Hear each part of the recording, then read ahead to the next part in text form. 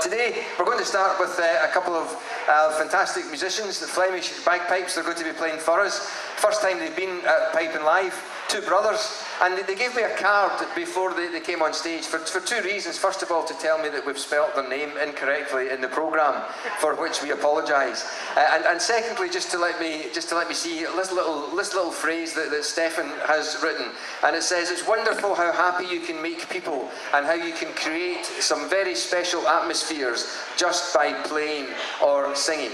So for the first hour today, these guys are going to create some special atmospheres for everyone in here. So please put your hands together for Madingma.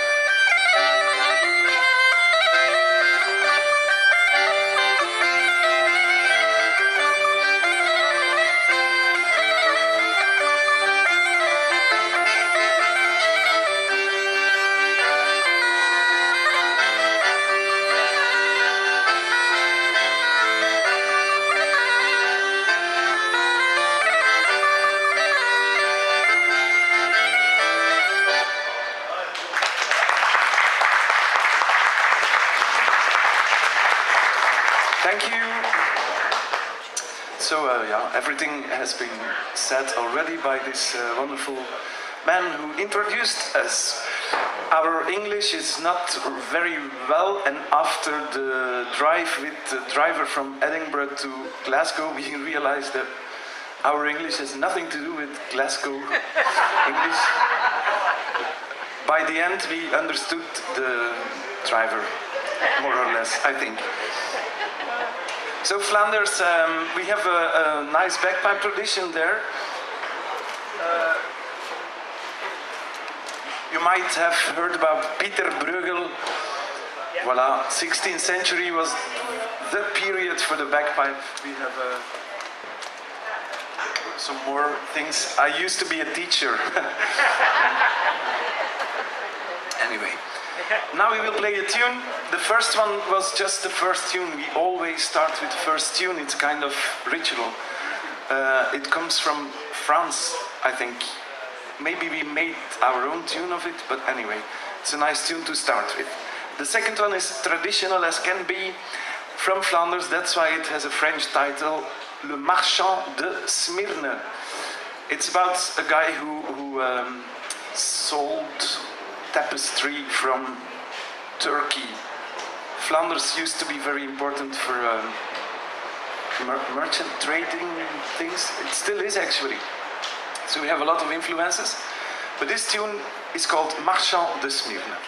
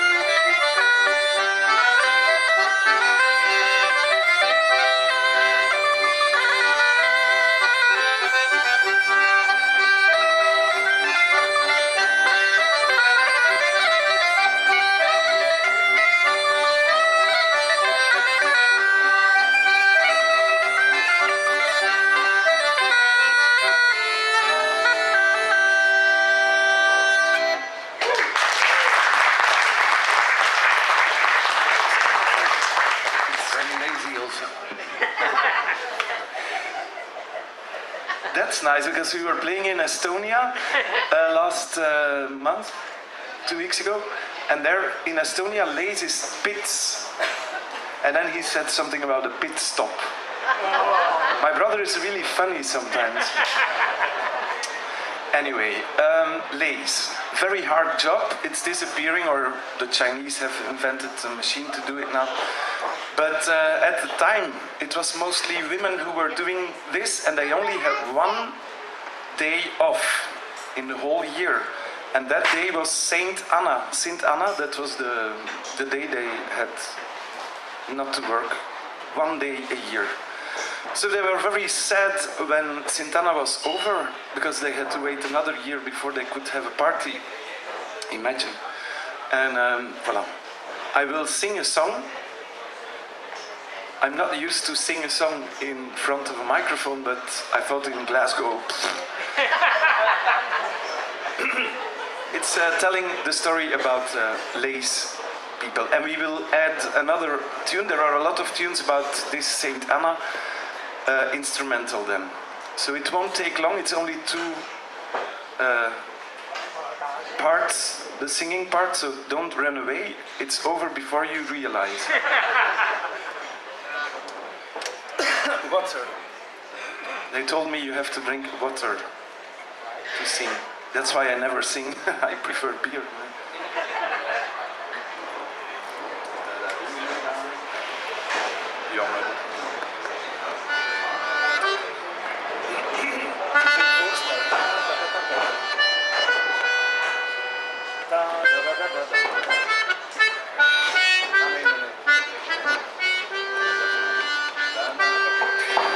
Jonge dochter wil niet treuren, het is Sint Anna die komt aan. En het zal nog wel eens gebeuren, en de dag die zal vergaan. Laat ons zingen, laat ons springen, laat ons maken groot plezier. En dat met contentement, zo'n leven, zo'n end.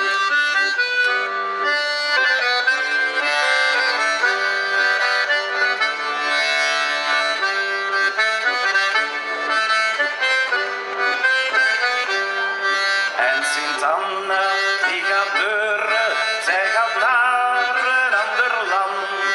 En wij zitten hier en treuren, met ons geldje aan de kant.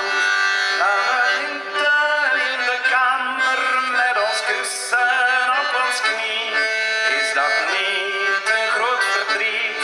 Geren werken en doe ik niet.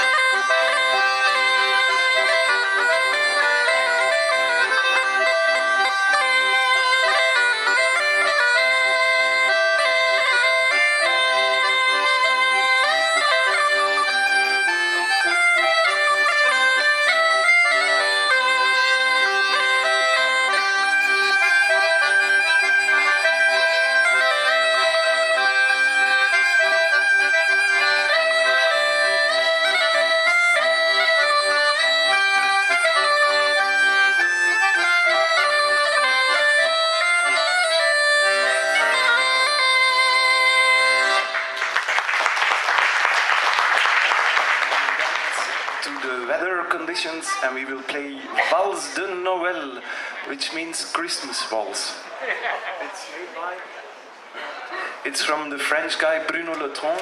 Vous connaissez sans doute Bruno Letron. It's an accordion player, and he has made so many beautiful tunes that we can't not play one of them. Valse de Noël. I have it this mic. Tra-la-la.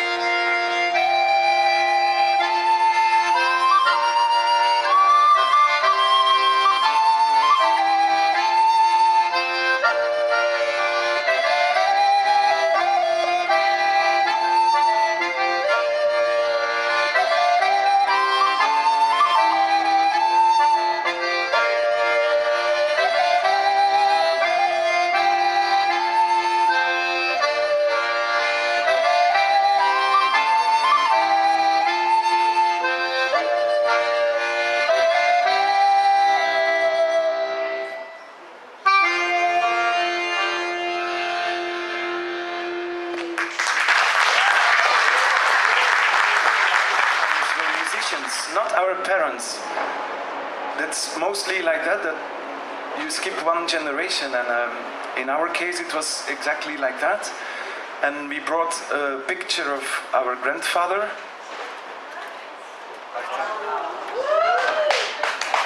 This is the dog, this is the grandfather. But you have seen the similarity between my brother and my grandfather. Okay, I will be honest. This comes out of a book of Breton music. But anyway, he looked like it actually. And he played organ and accordion, and that's the truth.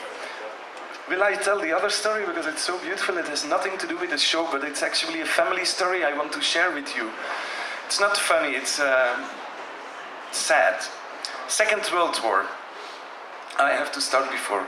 So our grandfather's father had 3 sons, our grandfather and 2 brothers. Our grandfather's father was the conductor of the local brass band things. So I have, by the way, I have so many handwritten partituren, scores, manuscripts of him. Anyway, and then they were happy playing music every day, and voila. But then this war came, and the 3 sons were sent to Germany to work in I don't know actually what they had to do there, but work hard. But they survived, and they came back 5 years later, a bit less kilos, but quite all right.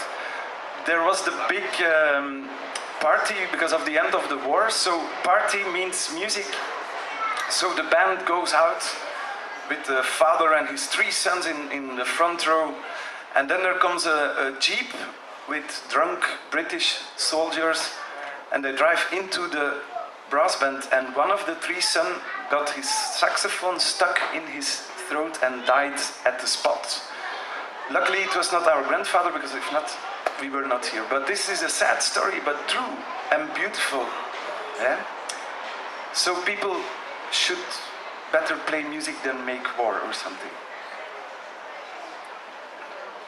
And as we are in the right mood, we will take you to France.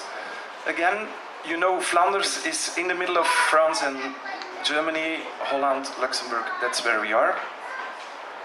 We have a lot of influences in our music from everywhere, but also from central France, Le Berry. We like this area a lot because there is a lot of bagpipe tradition and hurdy-gurdy tradition. He likes it a lot. And one beautiful tune is called L'Inconnu de Limoise. It's made by Maxou Heinzen. And it tells about a small village somewhere in the Berry with an old Roman church and graveyard around the church. And it's a very small village. Everybody knows everybody. But on the graveyard there are some graves and you can't read the names anymore and nobody knows who is there and so on. And every month at full moon, out of one of the graves comes a bagpipe tune. People are curious, they want to know what happens, so they open the grave. There is a skeleton with a bagpipe in the arms, in the bones. They try to make it, to take it away, but it doesn't work, so they close the grave again. And until today, every time when there is full moon, out of the grave of the unknown bagpipe player comes this melody.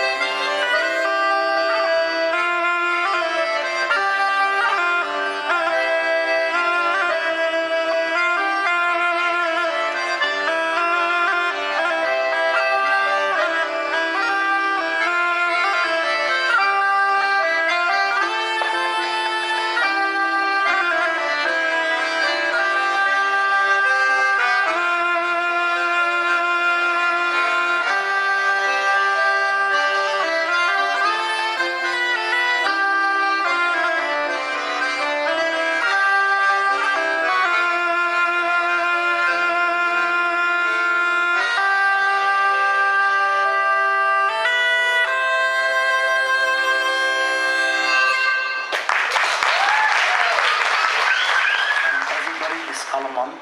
It's about an ex-girlfriend who was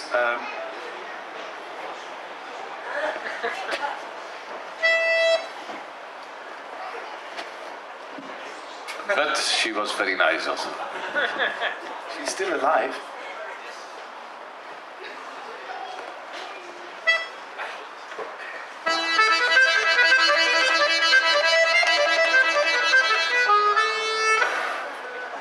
This one I made before a few years ago.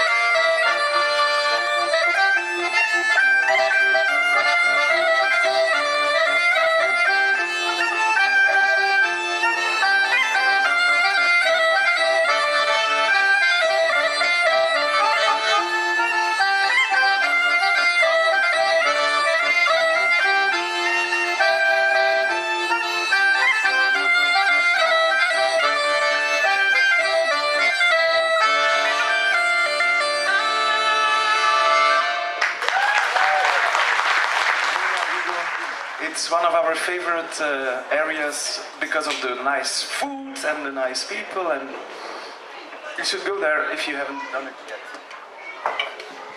Only one problem, they also have their own bagpipe, as you know here. The gaita. Little story, because you might have noticed we are not so good musicians, but we like to tell stories. Maybe we should change festivals, a storytelling festival. Anyway, this story is again a true story. I don't remember which year, this disaster happened in Galicia with the boat, petrol thing, Prestige. It was really not so good, and there were big protest marches. And a friend of us, very good piper, Raúl Galego Garcia, he asked us, would you like to join me and play in the protest march in Coruña? And we said, yes, sure. Anything we can do to help this situation, because we went there to help to clean the beaches, but the government didn't let us do, because we came from outside Spain, and according to the government there was no problem. Unbelievable. Anyway, it's a long time ago, and we played everyday music and we sang to make the people happy again, which was not easy, I can tell you. We also participated in this protest march in Coruña, but what he didn't tell our friend is that at the end of the protest march with 20,000 people, there was a stage on one of the beautiful beaches of Coruña with four, I'm not exaggerating, four TV cameras, the famous writer Manuel Rivas, and what more on this beach for 20,000 people. And then Raúl asked, and now we will play the march of the old kingdom of Galicia, Portugal. You know it? No. Now we know. And after that we will, yeah man, that was something. But we managed in a way. And after that we will play a paso doble, made by Anton Barella, who died last year, a pipe maker from Ferrol. Very nice guy. He had a wonderful life, and we are very happy that we participated in a lot of parties with him. Voilà, Anton Barella, paso doble. And first the march.